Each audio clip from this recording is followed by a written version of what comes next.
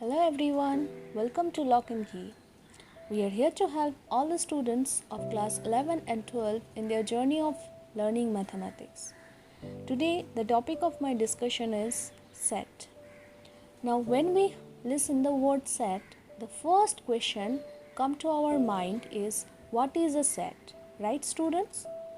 So let me tell you the definition of a set.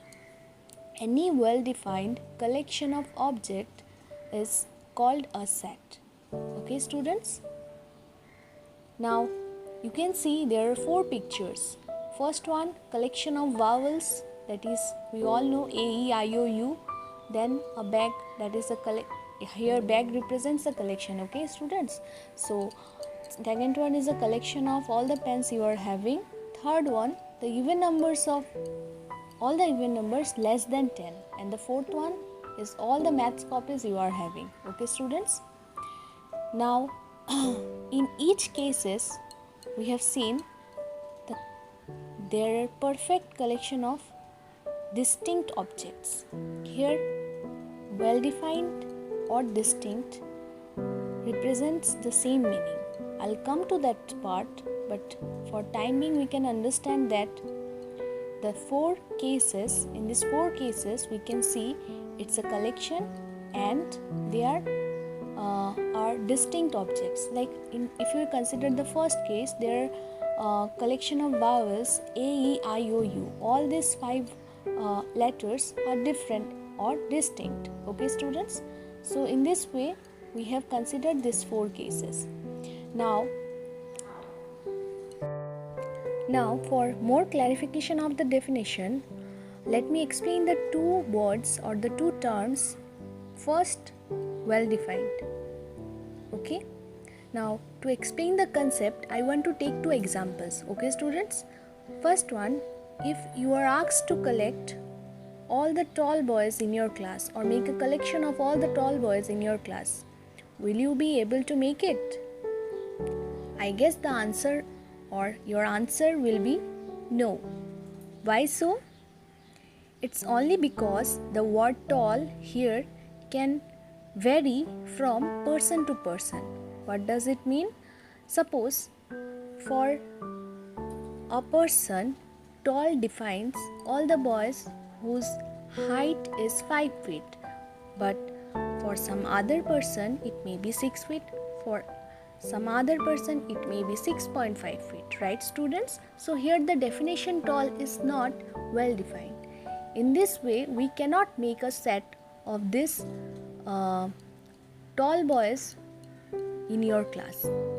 Next, if we consider the second example, like collection of your favorite subject. If you are asked to make a collection of all your favorite subjects, for you it may be English, Math and Hindi. For one of your friend it may be Science, English and SST. For another friend it may be Drawing and Computer. So in the three cases you can see the answers are varying, right?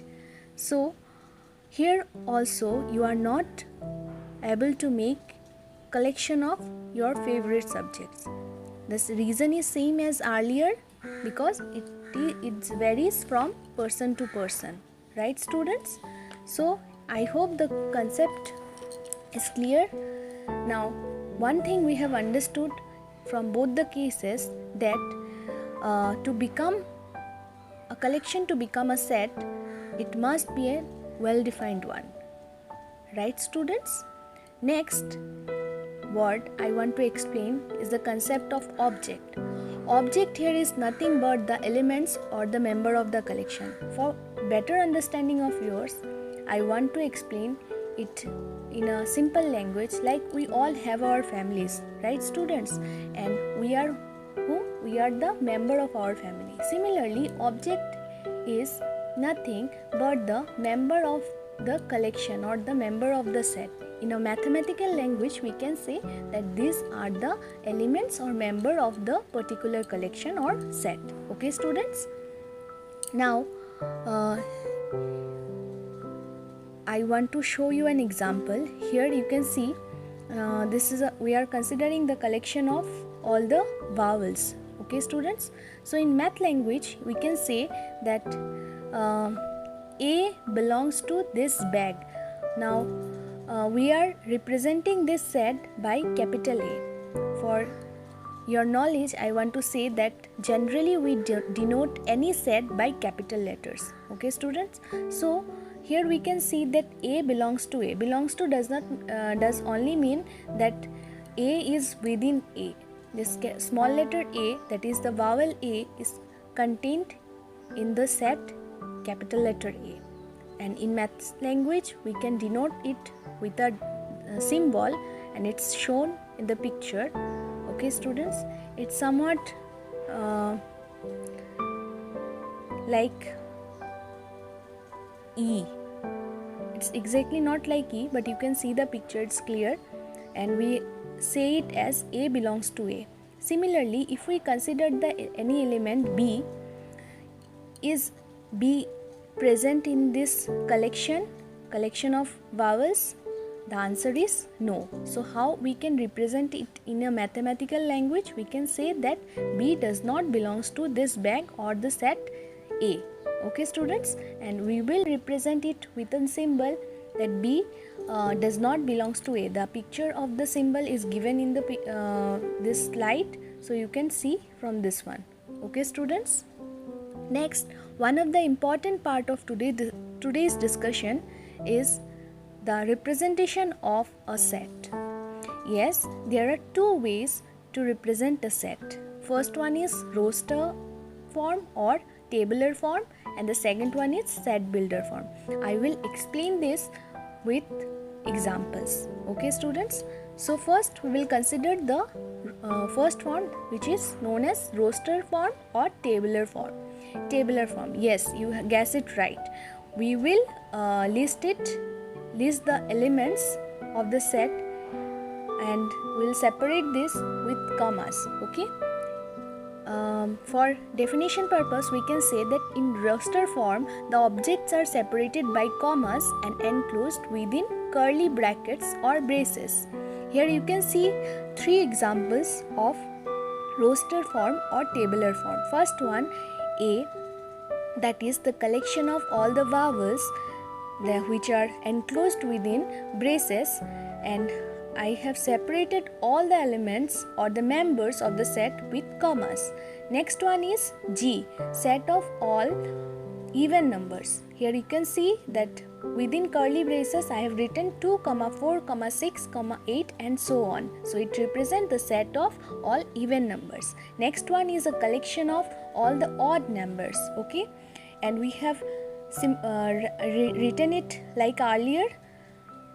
Within curly brackets I have written 1, 3, 5, 7 and so on. So this is a perfect example of roster form or tabular form, in which we have to write the elements within curly brackets and we have to separate all the elements by commas. Okay students, I hope the form is clear for you. Next one is set builder form. As the name suggests, with the help of this form we build the set. That is, in this form we write one or more variables representing an arbitrary member of the set, which will be followed by a statement or a property which must be satisfied by each member of the set. I know that this sounds little complicated, but with the help of example you will be able to understand the concept clearly. So that's why I have cited some examples of set builder form here. First one is P is equals to X such that. I know you might be thinking, what does this such that means? Such that in mathematical language we will represent such that by these two dots as shown in this picture. Okay, so let me read it again for you. P is equals to X such that X is an even number less than 10. Now it is clear from the definition or the way the set has been represented that this is basically a collection of all the even numbers which are less than 10. Okay students, next move on to the next set. It's Q. Q is equals to x such that x is a prime number less than 15. We all know which are the prime numbers less than 15. So basically it is clear from the this property that it's a collection of all the prime numbers which are less than 15. So I hope you got the idea of this set builder form. How does it look? Next one is the set R, which is equals to x such that x square minus 1 is equals to 0. Here the elements are nothing but the roots of the equation x square minus 1 is equals to 0. Okay students, I hope the idea is clear now. Next, I have listed some standards set, okay, which will be used in the next part of our syllabus. So let me read the first one. It's a collection of all the natural numbers. The set is represented by capital N. As I have already told you that set can be represented with the capital letters only. Okay. So first one is the set of natural numbers N. N is equals to 1, 2, 3 and so on. These are the elements separated by commas and enclosed within curly brackets. Now if I'll ask you in which form this set is represented, I guess you can be able to answer me. The answer will be it is represented in the roster form. Okay students, next move on to the next example, which is a collection of all the whole numbers. Now whole numbers is nothing but it's a natural number including 0. Here I have written the form. It's within curly brackets 0, starting from 0, 1, 2, 3 and so on. So this is also an example of roster form, and this is a set of whole numbers. Next, move on to the next set, that is the set of integers, which is represented by capital Z, and the elements are starting from minus infinity, it's minus 3, then minus 2, minus 1, 0, plus 1, plus 2, plus 3 and so on. So basically we can say it in another way that the set of integers are nothing but starting from 0, plus minus 1, plus minus 2, plus minus 3 and so on. Okay students, so this is also an example of roster form again or tabular form. Next, move on to the next set, which is the set of rational numbers represented by capital Q. Now here I have written that x such that x is equals to p by q, where p and q belongs to set of integers which is z and q is not equals to 0. Now you can see that I have written the property of here x is a variable and which represents an arbitrary member of the set, and the property is written as x is equals to p by q form, where p and q belongs to set of integers and q must not be equals to 0. Okay students, now tell me which form does it belongs, or in which form I have represented this set. I guess you will be able to answer me. The answer will be set builder form. Very good. Next, the set of real numbers. Now set of real numbers are represented in a set builder form like x such that x is a real number. We can represent it another way also. We can write x such that x is either a rational number or an irrational number. Okay students, so here I have explained some of the standard set which will be beneficial for your further studies, and next I am providing one flowchart of real number for your better understanding. Okay students, so next I'll starting with this first real number, the set of real numbers represented by capital R, which is divided into two parts. First one is irrational number. Now you may ask me, what are irrational numbers? Simply, irrational numbers are those which cannot be expressed in the form which cannot be expressed in p by q form. Okay students, some of the examples are root over 5, then minus root over 2, then root over 11 by 3, then pi. These are some of the examples of irrational number. Now move on to the rational number. the set is represented by capital Q, and this rational number can further be divided into two parts. One is non-integer rational number, another is integers. Okay students, now integers, we know the set is represented by capital Z, and non-integer rational numbers are also there. We will come to this part later on. Okay, next, integers can also be divided into two parts. One is negative integers, another is whole numbers. You must be thinking why I have not written negative integers and positive integers. If I would have written negative integers and positive integers, then zero will be left out, right students?